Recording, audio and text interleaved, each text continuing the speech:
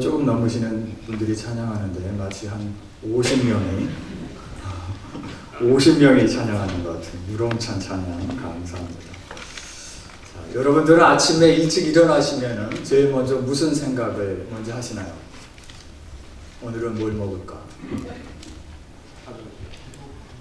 무슨 생각을 아침에 눈을 뜨면은 예수님 당시에 이 유대인들은 새벽기도 때 나오신 분들은 알겠지만 감사로 시작을 합니다.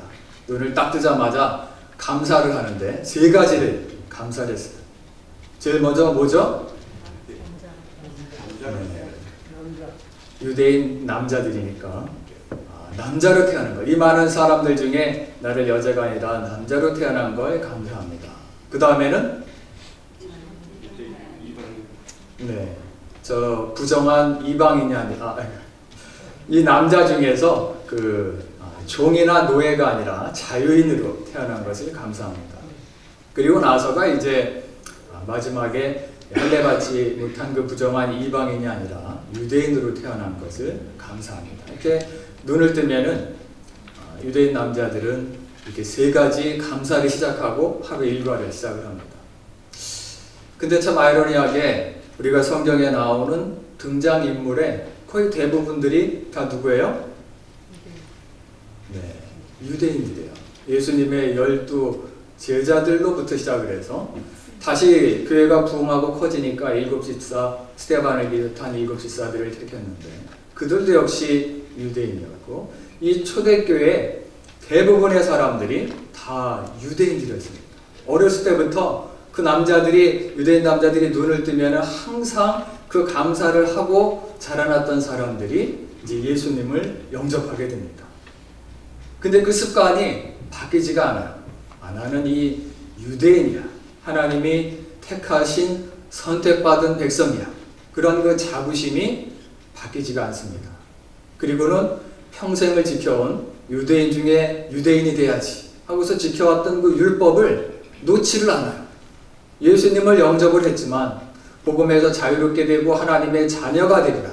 복음의 종과 그 같은 율법의 종과 노예에서부터 해방되리라. 그렇게 말씀을 전하지만 그 율법을 어렸을 때부터 지켜왔던 그 율법을 놓지를 않고 있습니다. 그래서 하나님께서 도저히 안 되겠구나. 어떻게 하지? 어떻게 하셨을까요? 사도 바울을 사용을 하셨습니다. 사도 바울을 보내셔서 그 초대교회에 복음이 전해졌지만 여전히 그 선민의 그 우월감과 그리고 율법을 붙잡고 있는 그 초대교회 교인들에게 사도 바울을 통해서 진리의 말씀을 전하고 있습니다. 그래서 이 로마서를 비롯한 바울 서신의 공통되는 핵심은 당신들이 율법을 지킴으로 말미암아 구원을 받는 게 아니라 할례를 행함으로 말미암아 구원을 받는 게 아니라 무엇으로 구원을 받는다고요? 하나님이 주시는 그 은혜와 믿음으로 말미암아 구원을 받습니다. 그 초대교회 율법을 지켜야지 구원을 받고 심지어는 할례를 받아야지만 구원을 받는다고 생각했던 그 초대교회 유대인 신자들에게 그같이 말씀을 전하고 있습니다. 심지어는 이 베드로조차도 천하의 베드로조차도 환상을 보이셔서 부정한 것을 받아 먹으라. 그런 하나님의 환상을 통해서 이방인들에게도 또한 이 고넬료가 성령 받고 세례 받는 모습을 보면서 그 고넬료 같은 이방인에게도 하나님의 은혜가 전해지고 있구나. 하나님께서 하나님의 복음이 이방인들에게도 전해지고 있구나. 그것을 체험한 베드로조차도 갈라디아서 2장에 보면은 안디옥에 가서 이방인들과 같이 밥을 먹다가 유대인 기독교인들이 오니까 율법학자들이 오니까 무서워서 도망을 갑니다. 천하의 베드로조차도 그 평생을 지켜왔던 어렸을 때부터 지켜왔던 그 율법을 놓지 못하고 있었습니다. 이와 같이 그 같은 율법주의자들을 바로잡기 위해서 하나님께서는 사도 바울을 보내셔서 바른 믿음을 갖게 합니다. 믿음으로 말미암아 구원을 얻는다. 그러다 보니까 그래 그럼 믿음만 있으면 돼. 믿음을 너무 강조하다 보니까 믿음만 있으면 돼. 행동은 조금 삐뚤어져도 내 이 믿음은 변치 않아 라고 생각하는 사람들이 등장을 하게 됩니다. 내가 좀 사람들 눈에 보기에는 좀 어긋난 길을 간다 하더라도 내 믿음은 변함이 없어. 내가 하나님을 향한 믿음, 구원받은 믿음은 변함이 없어. 믿음과 행동, 믿음과 또 행위가 전혀 이 구별된, 믿음과 행위가 구별된 것 같은 사람들이 등장을 하게 됩니다. 그래서 하나님께서는 이 로마서를 비롯한 바울 서신이 다 끝난 다음에 뭐를 주셨을까요? 오늘 우리가 읽은 야고보서를 주셨습니다. 야고보서.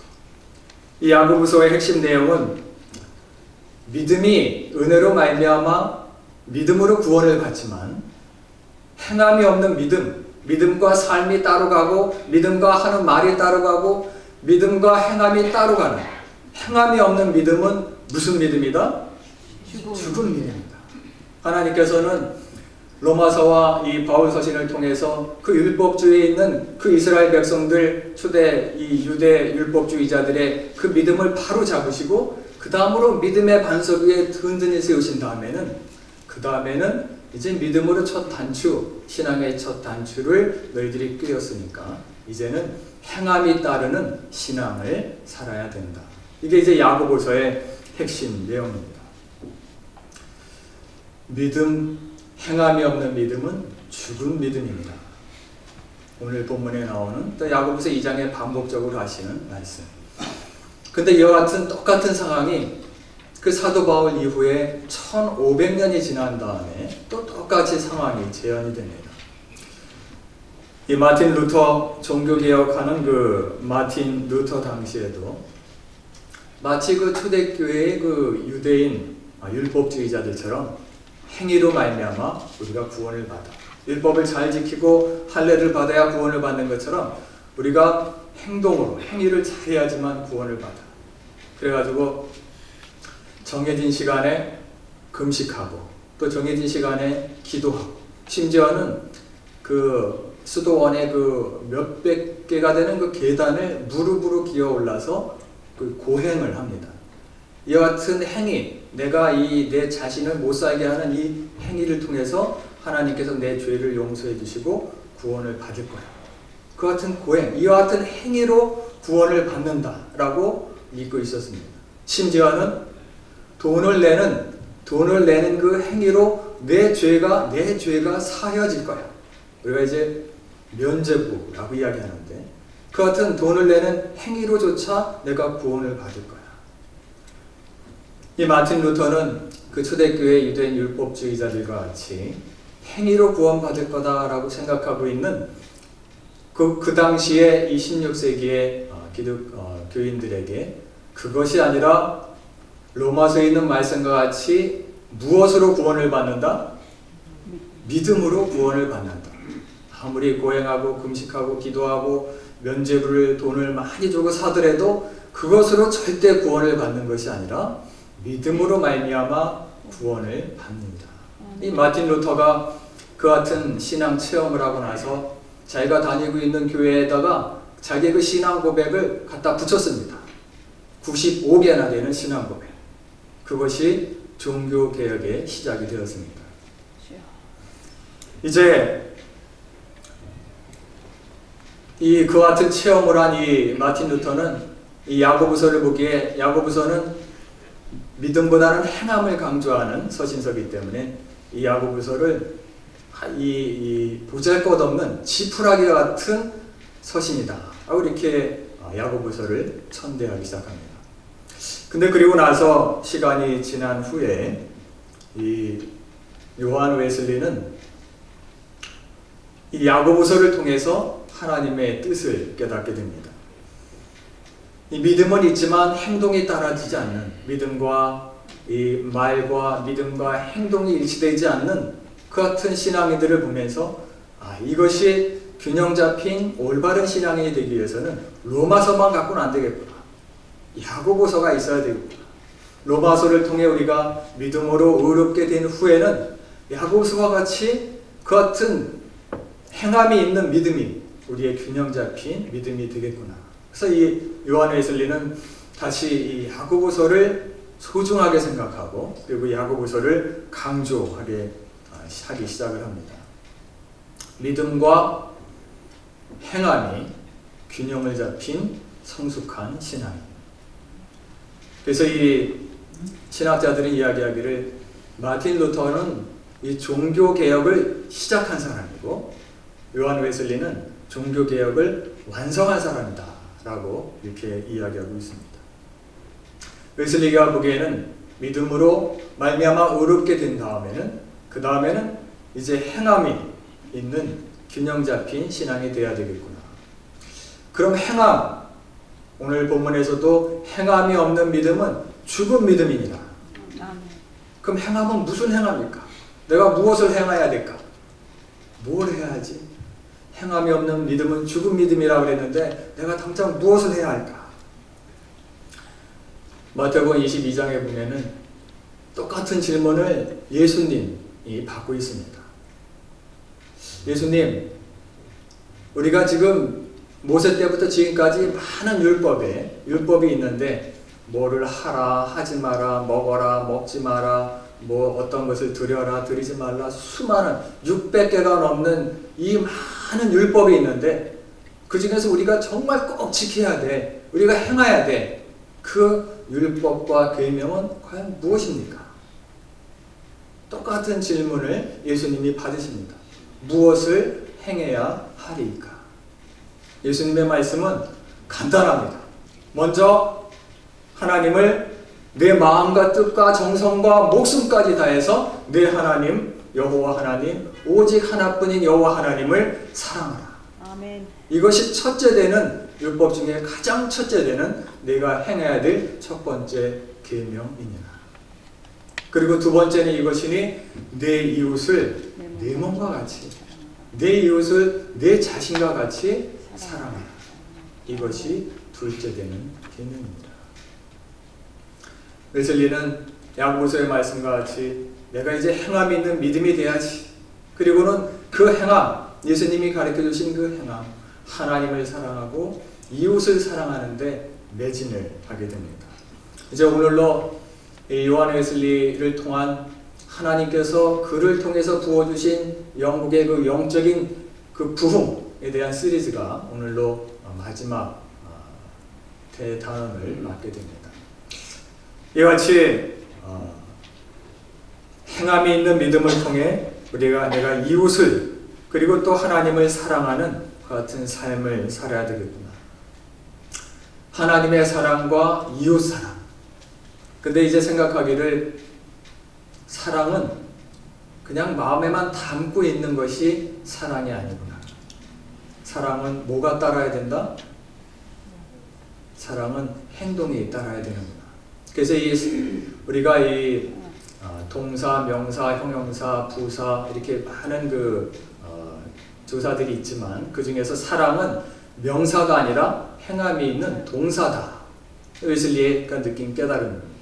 만약에 하나님께서 우리들을 이처럼 사랑하사 그냥 사랑만 하셨다면 내가 너희들을 정말 너무너무 사랑해. 그리고 그 같은 죄와 타락에 가 있는 나에게 등 돌려 있는 너희들을 그냥 바라만 보고 그 사랑하는 마음을 갖고만 계셨다면, 만약에 독생자 예수 그리스도를 주시는 그 행함이 없이 예수님 하나님이 그 사랑하는 마음만 갖고 계셨다면 우리의 죄는 여전히 우리는 죄악 가운데 있는 타락한 존재로 머물러 있을 수밖에 없습니다.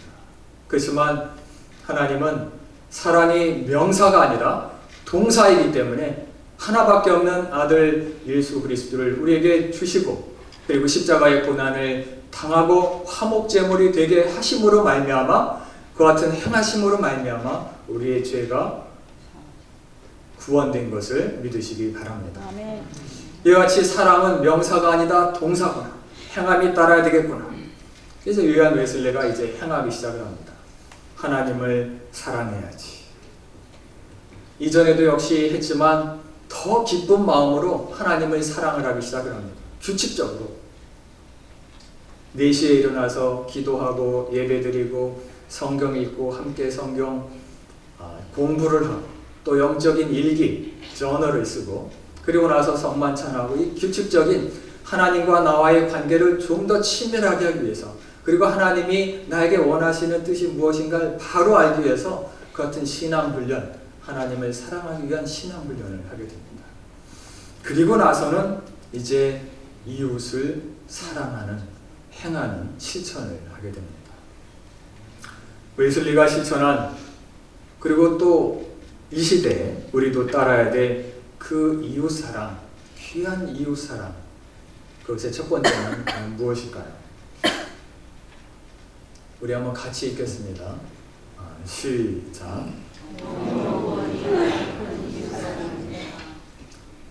많은 이웃 사랑하는 방법이 있겠지만 가장 먼저, 가장 큰, 또 가장 소중한 것이 바로 이 영혼 구원입니다. 왜냐하면 하나님께서 세상을 이처럼 사랑하사 하나뿐인 아들을 보내신 것도 우리의 영혼을 구원하시기 위함이었고, 이제 또한 우리가 하나님의 은혜로 말미암아 우리가 이 받을 자격이 있어서 받은 것이 아니라 값없이 거둬주시는 그 선물로 하나님이 우리에게 은혜를 주심으로 말미암아 우리가 죄인에서 의로운 사람으로 구원을 받게 됩니다. 그리고는 하나님이 또 우리에게 하시는 말씀이 내가 너희들에게 선물을 주었으면 너희들도 무엇인가 나에게 해야 되지 않겠니? 역시 주변에 있는 죄 가운데 있는 사람들을 다시 너희들이 그들을 죄에서 구원해 줘야 되지 않겠니? 똑같이 하나님께서 원하시는 일입니다. 선한 일을 위해 지음받은 너희들이 선한 일을 해야 할지니라. 우리 오늘 본문인 우리 에베소서 2장 10절의 말씀입니다. 우리 한번 같이 읽겠습니다. 우리는 시작.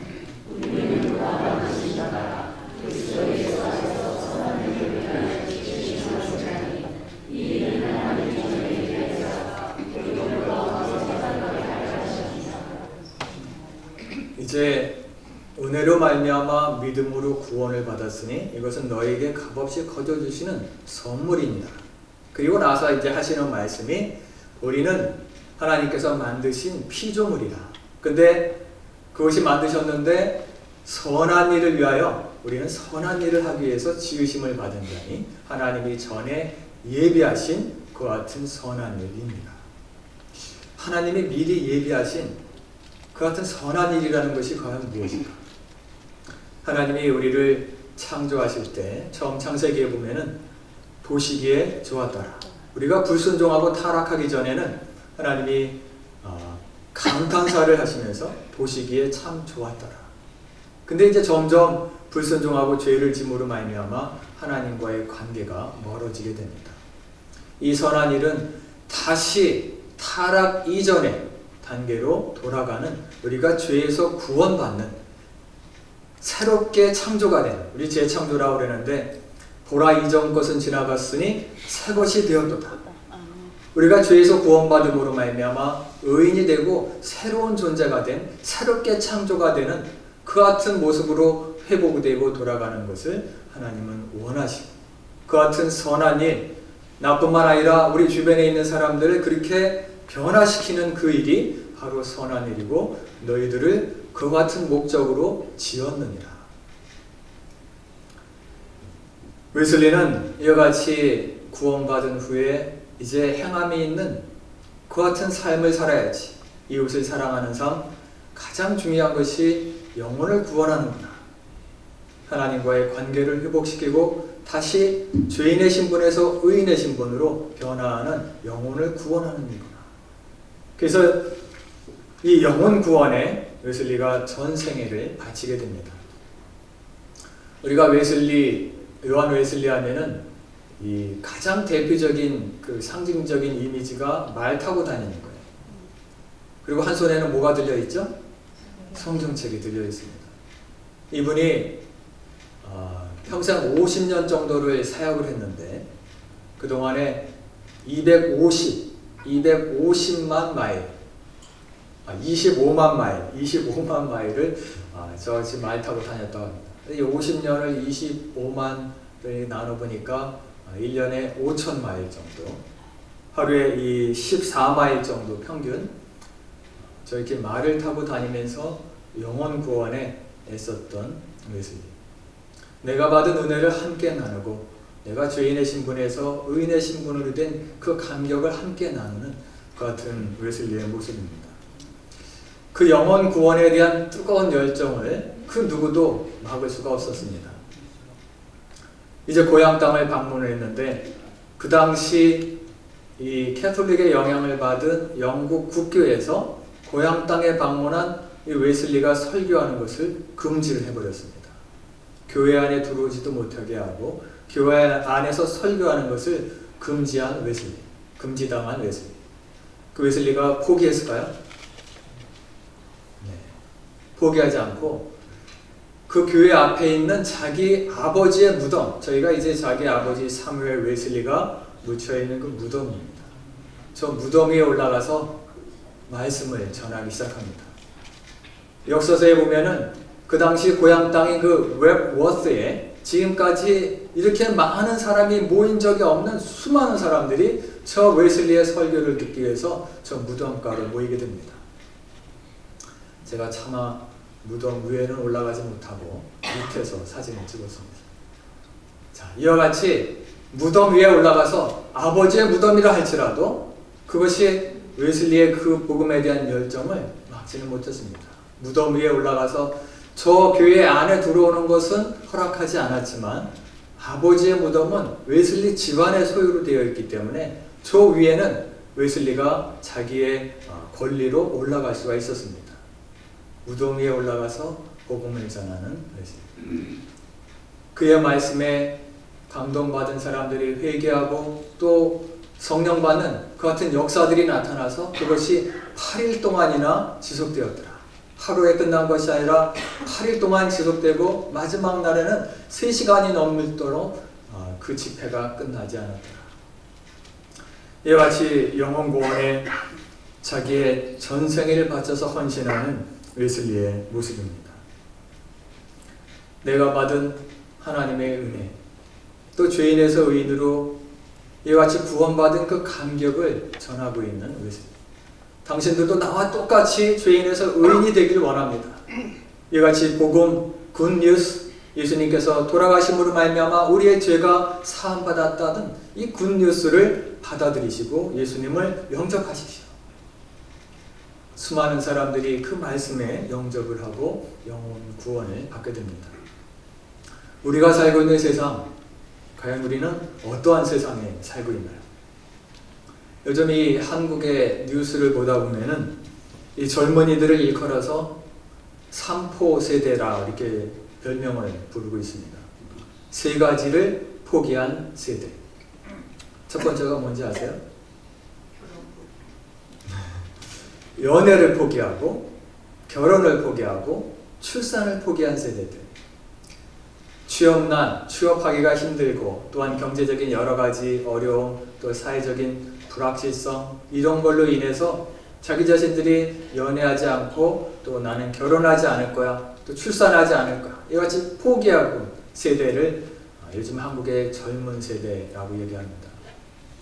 청년 좌절 시대라고도 이야기합니다. 그만큼 좌절감과 절망감이 팽배해져 있는 세상.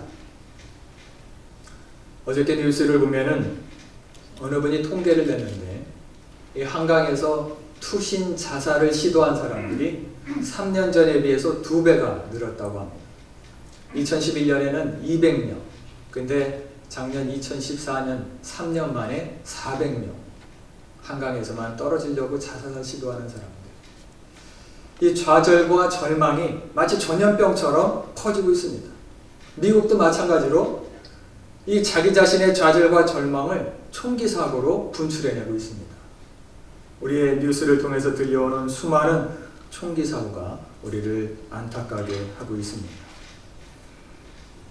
이제 세상 일에 낙심하고 절망하는 일들, 세상 사람들은 그 일에 낙심하고 절망하고 포기하고 말지만 그러나 말씀이 우리 안에 들어가고 복음이 우리 안에 들어가면 어떠한 상황이 와도 우리는 절대 낙심하거나 포기하거나 절망하지 않습니다. 아멘. 고린도후서 4장에 보면은 우리가 사방으로 우겨쌈을 당하여도